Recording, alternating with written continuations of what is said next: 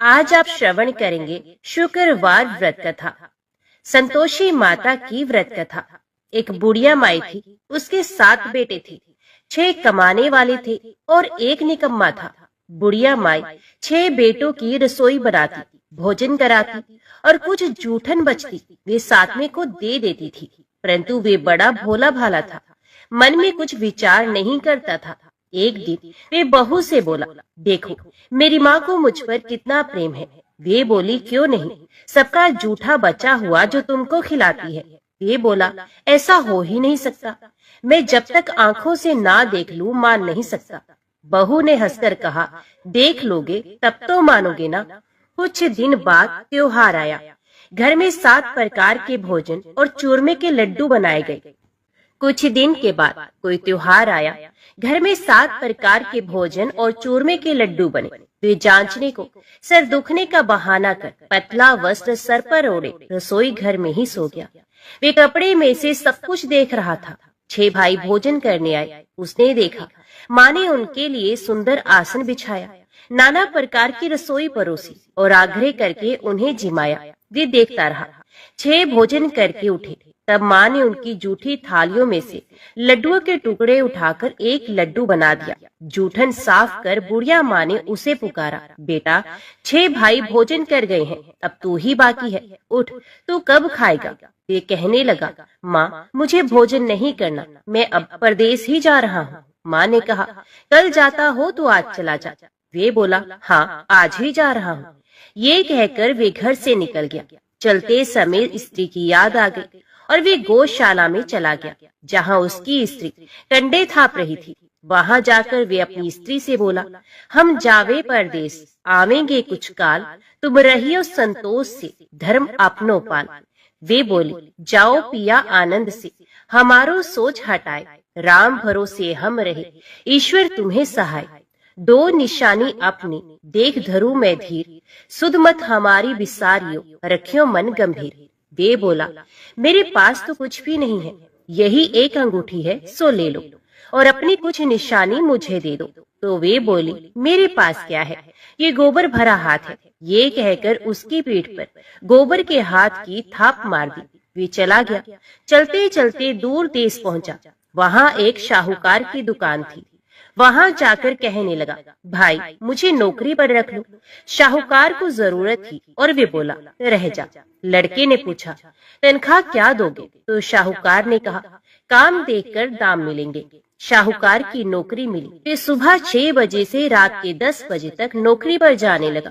कुछ दिनों में दुकान का सारा लेन देन, हिसाब किताब, ग्राहकों को माल बेचना, सारा काम करने लगा।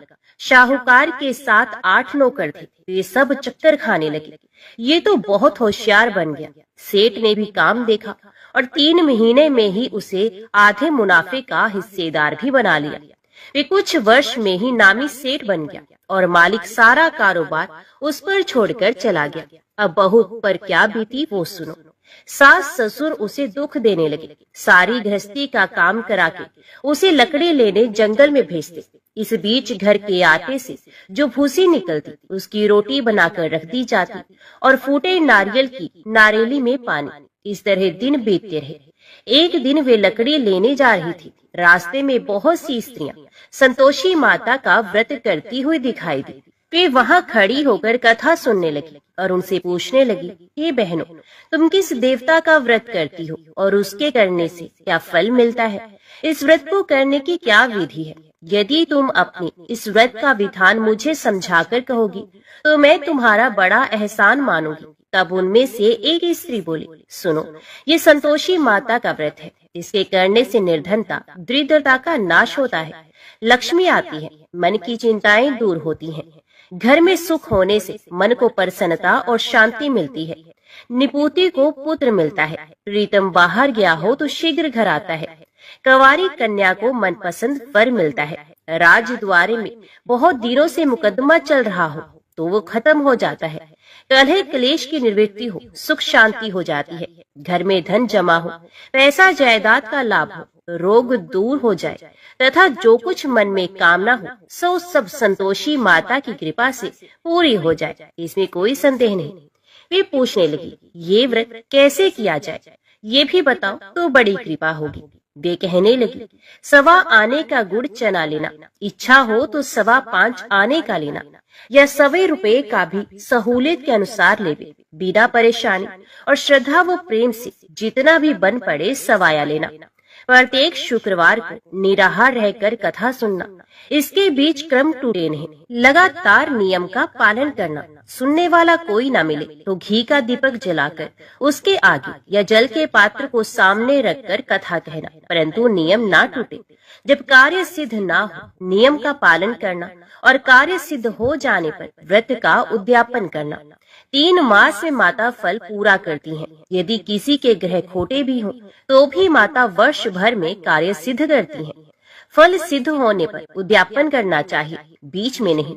उद्यापन में 2.5 सेर आटे का खाजा तथा इसी परिमाण से खीर तथा चने का साग करना, 8 लड़कों को भोजन कराना, जहाँ तक मिले देवर जेठ भाई बंधु के हों, ना मिले तो रिश्तेदारों और पास पड़ोसियों को बुलाना, उन्हें भोजन करा, यथाशक्ति दक्षिणा दे। माता का नियम पूरा करना, उस दिन घर में खटाई ना खाई जाए। ये सुन बुढ़िया के लड़के की बहू चल दी, रास्ते में लकड़ी के बोझ को बेच दिया और उन पैसों से गुड़ चना ले माता के व्रत की तैयारी कर आगे चली गई। और सामने मंदिर देखकर पूछने लगी, ये मंदिर किसका है? सब कहने लगे, माता संतोषी का मंदिर है। ये सुनकर माता के मंदिर में जाकर चरणों में लौटने लगी, दीन हो विनती करने लगी, माँ मैं निपट अज्ञानी हूँ, व्रत के कुछ भी नियम नहीं जानती, मैं दुखी हूँ। हे माता, हे जगत जननी, मेरा दुख दूर कर, मैं तेरी शरण में हूँ। माता को दया आई। एक शुक्रवार बीता कि दूसरे को उसके पति का पत्र आ गया और तीसरे शुक्रवार को उसका भेजा हुआ पैसा पहुंचा। ये देख जेठ जेठानी मुंह सिकोड़ने लगे, इतने दिनों में इतना पैसा आया, इसमें क्या बढ़ाई है? लड़के ताने देने लगे, काकी के पास पत्र आने लगे, रुपया आने लगा। अब तो काकी की खातिर बढ़ेगी, अब तो काकी बोलने से भी नहीं बोलेगी। बेचारी सरलता से कहती, भैया कागज आवे रुपया आवे, हम सबके लिए अच्छा है। ऐसा कहकर आंखों में आंसू भरकर संतोषी माता के मंदिर में आकर मातेश्वरी के चरणों में गिरकर रोने लगी। माँ, मैंने तुमसे पैसा कब मांगा है? मुझे पैसे से क्या काम है? मुझे तो अपने सुहाग से काम है, मैं तो अपने स्वामी के दर्शन मांगती हूँ। तब माता ने प्रसन्न होकर कहा, जा बेटी, तेरा स्वामी आएगा। ये सुनकर खुशी से बावली होकर घर में जाकर काम करने लगी। अब संतोषी माँ विचार करने लगी, इस भोली पुत्री को मैंने कह तो दिया कि तेरा पति आएगा, पर कैसे? वे तो इसे स्वप्न में भी याद नहीं करता। उसे याद दिलाने के लिए मुझे ही कुछ करना होगा, मुझे ही जाना पड़ेगा। इस तरह माता जी उस बुढ़िया के बेटे के पास जाकर स्वप्न में प्रकट होकर कहने लगी, शाहूकार के बेटे सो रहा है या जागता है? वे कहने लगा, माता सोता भी हूँ, जागता भी नहीं हूँ, कहो क्या आज्ञा है? माँ कहने लगी, तेरे घर बार कुछ है कि नहीं? वे बोला, मेरे पास सब कुछ है, माँ बाप है, बहू है, क्या कमी है? तो माँ बोली, भोले पुत्र, तेरी बहू घोर कष्ट उठा रही है, तेरे माँ बाप उसे त्रास दे रहे हैं, वे तेरे लिए तरस रही है, तू उसकी सुध ले। वे बोला, हाँ माता जी, ये तो मालूम है, परंतु जाऊं तो जाऊं कैसे? परदेश की बात है, लेन देन का कोई हिसाब नहीं, कोई जाने का रास्ता नहीं आता, कैसे चला जाऊं? माँ कहने लगी, मेरी बात मान, सवेरे नहा धोकर संतोषी माता का नाम ले, घी का दीपक जला, दंडवत प्रणाम कर दुकान पर जाकर बैठ जा। देखते देखते सारा लेन देन चुक जाएगा, जमा किया गया माल बिक जाएगा, साज होते होते धन का भारी ढेर लग जाएगा। अब सवेरे जल्दी उठकर भाई बंधुओं से सपने की सारी बात कहता है। वे सब उसकी अनसुनी कर दिल लगी उड़ाने लगे। कभी सपने भी सच होते हैं। एक बूढ़ा आदमी बोला, देख भाई, मेरी बात मान, इस प्रकार झूठ साच करने के बदले देवता ने जैसा कहा है वैसा ही करने में तेरा क्या जाता है? अब बूढ़े की बात मानकर वे नहा धोकर संतोषी माता को दंडवत घी का दीपक जला दुकान पर जाकर बैठ जाता है। थोड़ी देर में क्या देखता है कि देने वाले रुपया लाने लगे, लेने वाले हिसाब लेने लगे, कोठे में भरे सामान सामान के खरीदार नकद दाम देकर सौदा करने लगे। शाम तक धन का भारी ढेर लग गया। मन में माता का नाम ले चमत्कार देख प्रसन्न हो घर ले जाने के वास्ते गहने कपड़ा सामान खरीदने लगा। यह काम से निपट तुरंत घर को रवाना हुआ। बहू बेचारी जंगल में लकड़ी लेने जाती है। लौटते वक्त माता जी के मंदिर में विश्राम करती है। वे तो उसके प्रतिदिन रुकने का जो स्थान ठहरा। धूल उड़ती देख वे माता से पूछती है, हे माता, ये धूल कैसे उड़ रही है? माता कहती है, हे पुत्री, तेरा पति आ रहा है। अब तू ऐसा कर, लकड़ियों के 3 बोझ बना ले। एक नदी के किनारे रख और दूसरा मेरे मंदिर पर और तीसरा अपने सर पर रख। तेरे पति को लकड़ियों का गट्ठर देख मोह पैदा होगा। वे यहाँ रुकेगा, नाश्ता पानी खाकर माँ से मिलने जाएगा। तब तू लकड़ियों का बोझ उठाकर जाना और चौक में गट्ठर डालकर जोर से आवाज लगाना, लो सासू जी, लकड़ियों का गट्ठर लो, भूसी की रोटी दो, नारियल के खोपड़े में पानी दो। आज मेहमान कौन आया है? बहुत अच्छा। माता जी से कहकर वे प्रसन्न मन से लकड़ियों के 3 गट्ठर ले आई। एक नदी के किनारे पर, एक माता जी के मंदिर पर रखा। इतने में मुसाफिर आ पहुंचा। सूखी लकड़ी देख उसकी इच्छा उत्पन्न हुई कि हम यहीं पर विश्राम करें और भोजन बनाकर खा पीकर गांव जाएं। इसी तरह रुककर भोजन बना, विश्राम करके गांव को गया। सबसे प्रेम से मिला। उसी समय सर पर लकड़ी का गट्ठर लिए वे उतावली सी आती है। लकड़ियों का भारी बोझ आंगन में डालकर जोर से 3 आवाज देती है, लो सासू जी, लकड़ियों का गट्ठर लो, भूसे की रोटी दो, आज मेहमान कौन आया है? ये सुनकर उसकी सास बाहर आकर अपने दिए हुए कष्टों को भुलाने हेतु कहती है, बहू, ऐसा क्यों कहती है? तेरा मालिक ही तो आया है। आ बैठ, मीठा भात खा, भोजन कर, कपड़े गहने पहन। उसकी आवाज सुनकर उसका पति बाहर आता है। अंगूठी देखकर व्याकुल हो जाता है। माँ से पूछता है, माँ, ये कौन है? तो माँ कहती है, बेटा, ये तेरी बहू है। आज 12 वर्ष हो गए। जब से तू गया है तब से सारे गांव में जानवर की तरह भटकती रहती है। घर का काम काज कुछ करती नहीं, 4 पहर आकर खा जाती है। अब तुझे देकर भूसे की रोटी और नारियल के खोपड़े में पानी मांगती है। वे लज्जित होकर बोला, ठीक है माँ, मैंने इसे भी देखा और तुम्हें भी देखा। अब दूसरे घर की ताली दो, उसमें रहूंगा। अब माँ बोली, ठीक है बेटा, जैसी तेरी मर्जी हो सो कर। ये कह ताली का गुच्छा पटक दिया। उसने ताली लेकर दूसरे मकान की 3री मंजिल का कमरा खोल सारा सामान जमाया। एक दिन में राजा के महल जैसा ठाट बाट बन गया। अब क्या था, बहुत सुख भोगने लगे। इतने में शुक्रवार आया। उसने अपने पति से कहा, मुझे संतोषी माता के व्रत का उद्यापन करना है। उसका पति बोला, अच्छा, खुशी से कर लो। वे उद्यापन की तैयारी करने लगे। जेठानी के लड़कों को भोजन के लिए कहने के लिए गई। उन्होंने मंजूर भी किया, परंतु पीछे से जेठानी ने अपने बच्चों को सिखाया, देखो रे, भोजन के समय सब लोग खटाई मांगना, जिससे उसका उद्यापन पूरा ना हो। लड़के जिमने आए, खीर खाना पेट भर खाया, परंतु बाद में खाते ही कहने लगे, हमें खटाई दो, खीर खाना हमको नहीं भाता, देखकर अरुचि होती है। वे कहने लगी, भाई खटाई किसी को नहीं दी जाएगी, ये तो संतोषी माता का प्रसाद है। लड़के उठ खड़े हुए, बोले, पैसा लाओ। भोली बहू कुछ जानती नहीं थी, उन्हें पैसे दे दिए। लड़के उसी समय हट करके इमली खटाई ले खाने गए। ये देखकर बहू पर माताजी ने कोप किया। राजा के दूत उसके पति को पकड़ कर ले गए। जेठ जेठानी मन माने वचन कहने लगे, लूट लूट कर धन इकट्ठा कर लाया है, अब सब मालूम पड़ जाएगा, जब जेल की मार खाएगा। बहू से ये वचन सहन नहीं हुई।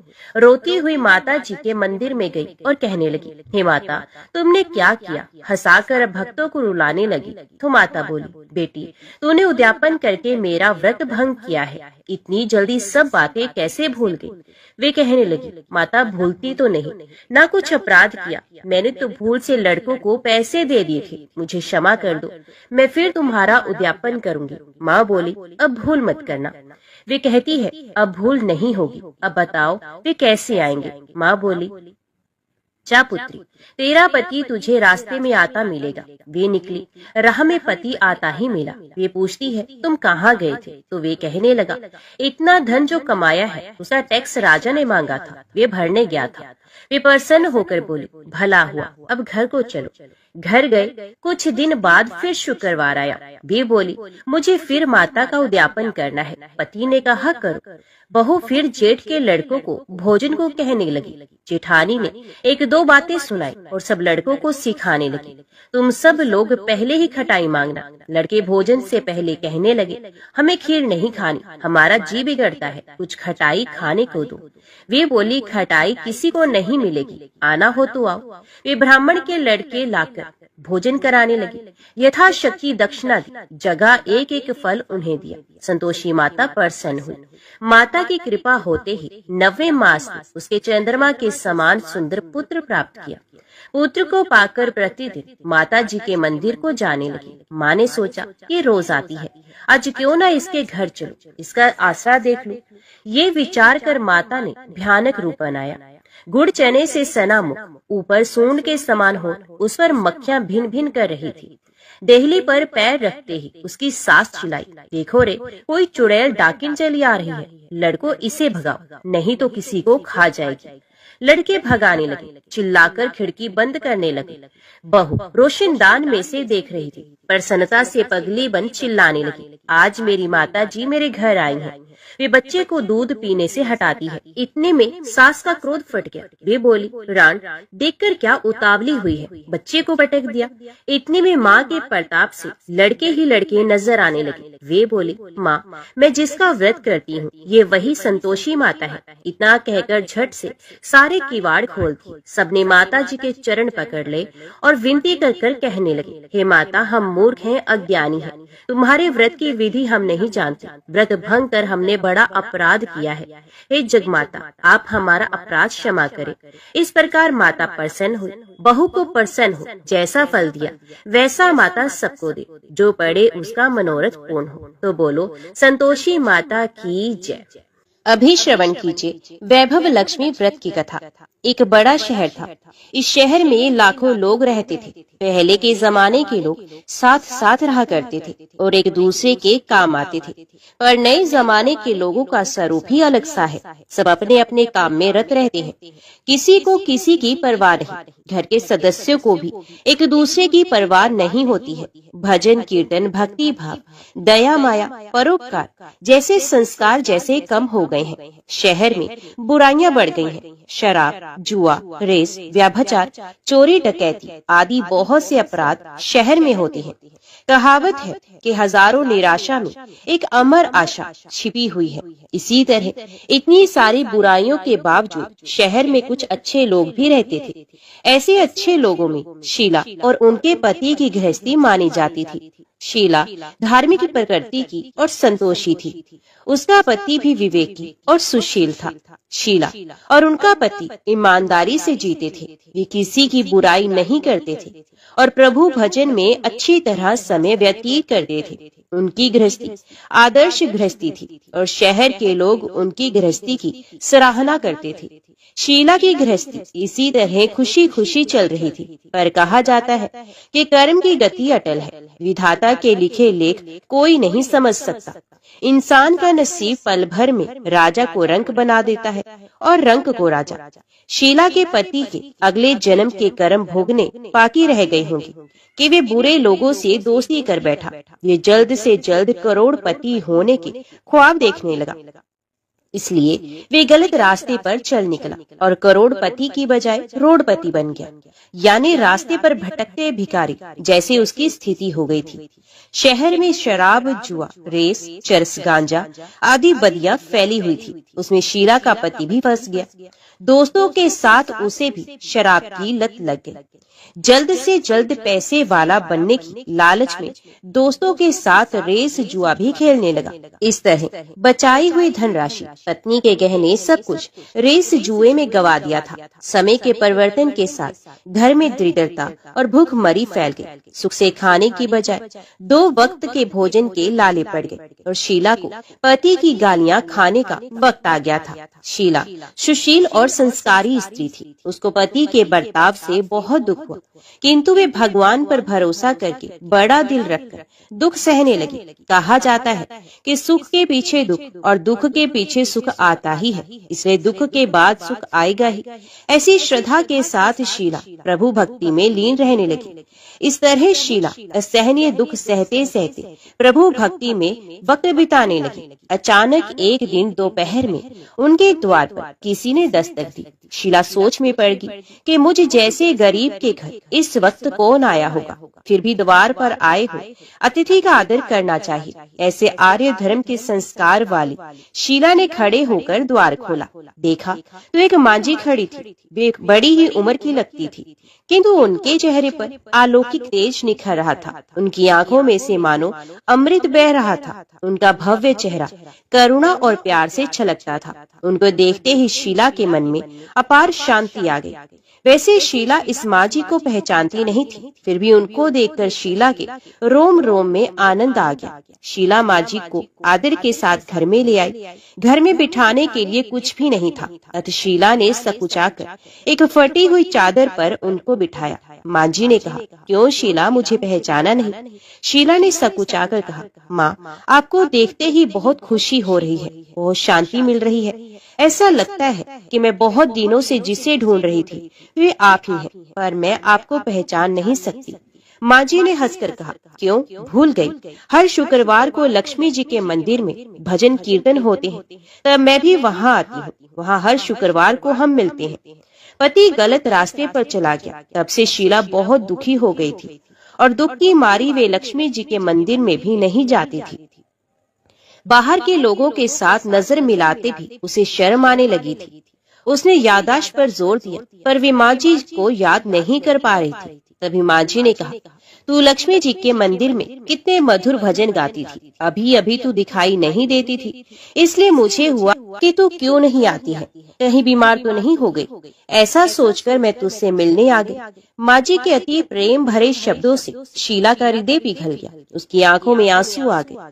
मांझी के सामने वे बिलख बिलख कर रोने लगी। ये देखकर मांझी शीला के नजदीक आई और उसकी सिसकती पीठ पर प्यार भरा हाथ फेरकर सांत्वना देने लगी। मांझी ने कहा, बेटी, सुख और दुख तो धूप छांव जैसे होते हैं, धैर्य रखो बेटी। और तुझे परेशानी क्या है? तेरे दुख की बात मुझे सुना, तेरा मन हल्का हो जाएगा और तेरे दुख का कोई उपाय भी मिल जाएगा।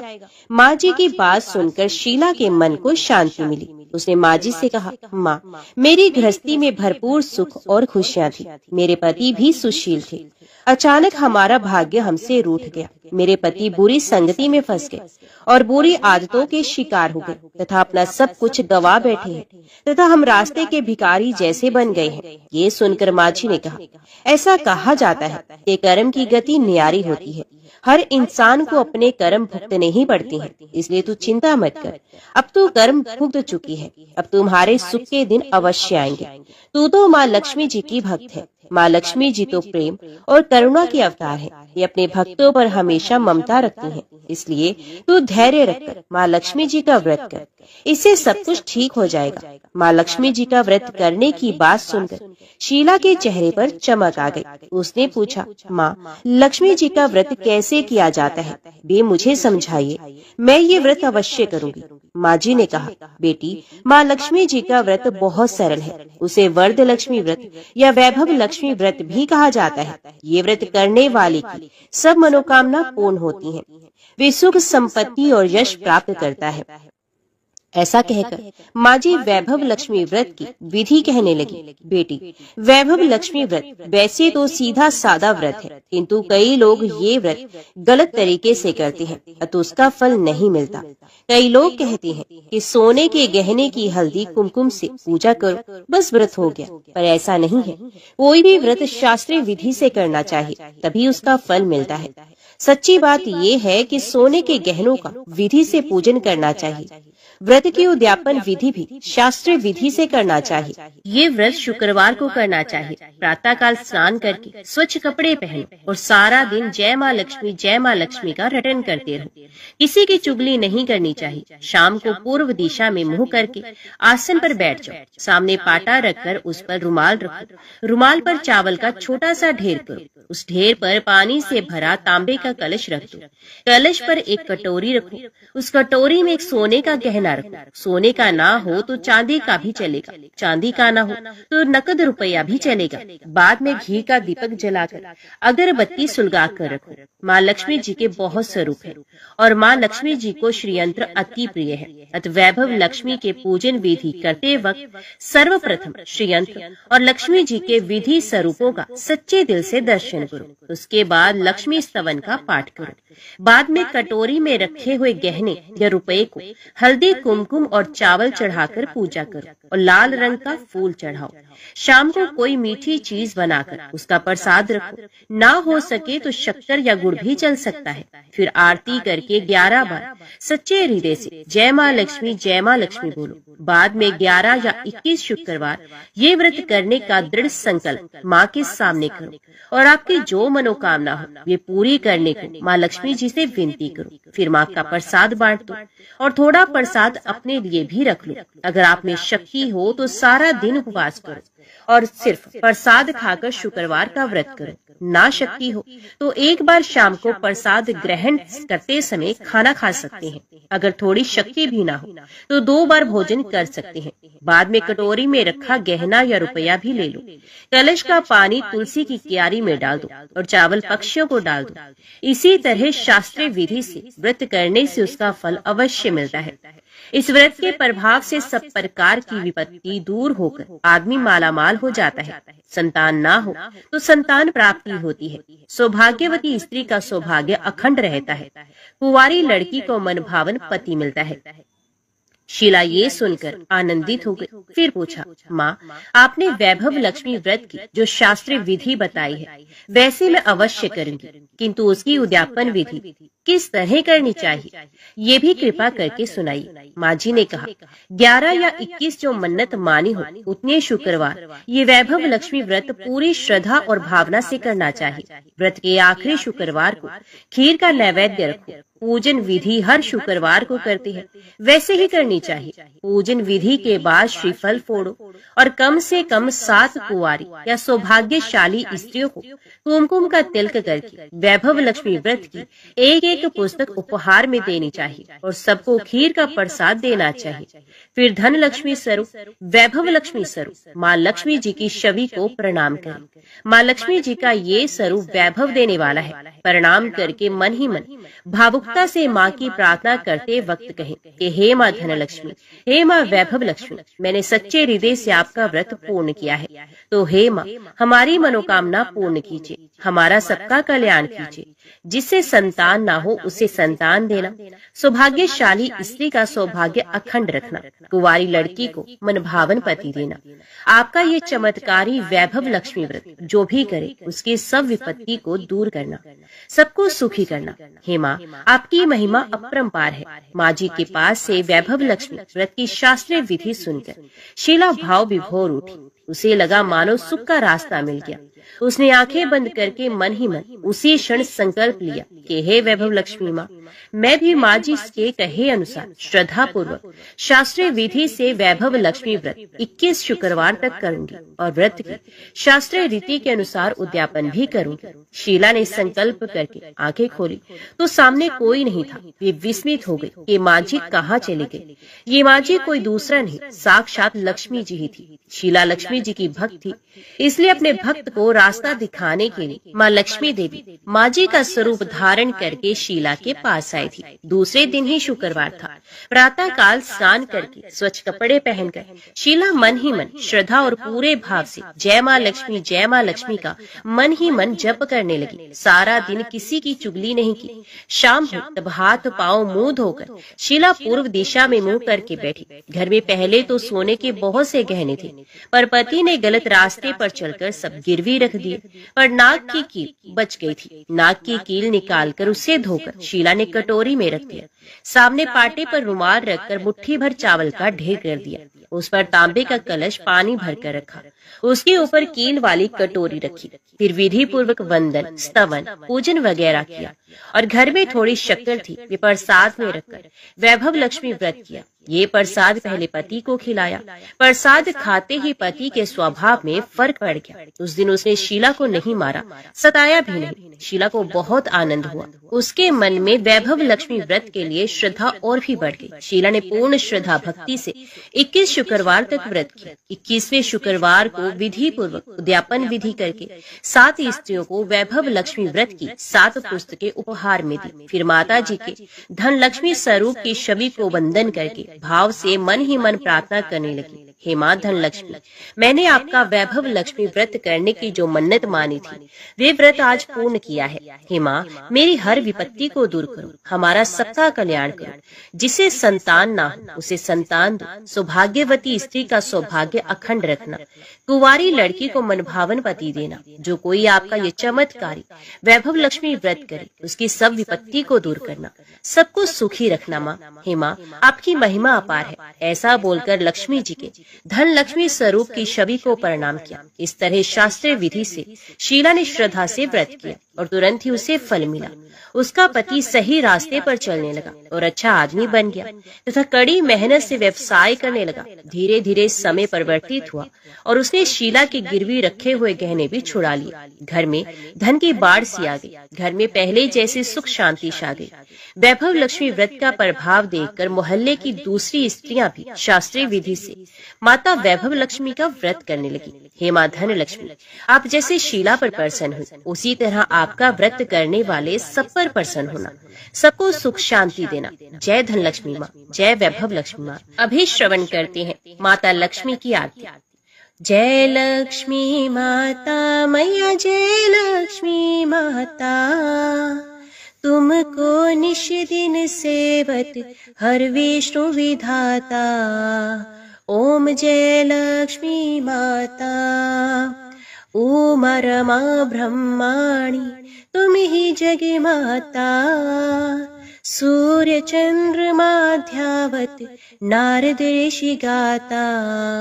ओम जय लक्ष्मी माता, दुर्गा रूप निरंजन, सुख संपत्ति दाता।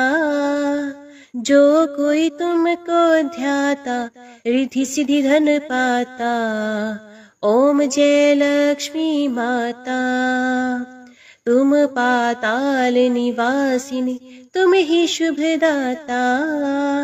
कर्म पर भाव पर काशिनी, भवनिधि की त्राता।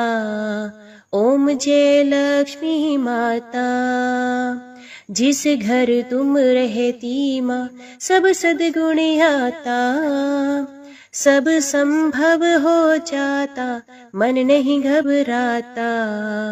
ओम जय लक्ष्मी माता, तुम बिन यज्ञ न होते, वस्त्र न कोई पाता। खान पान का वैभव सब तुमसे आता। ओम जय लक्ष्मी माता, शुभ गुण मंदिर सुंदर, शिरोदधि जाता। रतन चतुर्दश तुम बिन कोई नहीं पाता। ओम जय लक्ष्मी माता, महालक्ष्मी जी की आरती जो कोई जन गाता। और आनंद समाता, पाप उतर जाता। ओम जय लक्ष्मी माता, ओम जय लक्ष्मी माता, मैया जय लक्ष्मी माता। तुमको निश दिन सेवत हर विष्णु विधाता। ओम जय लक्ष्मी माता। जय माँ भगवती, जय माँ दुर्गा।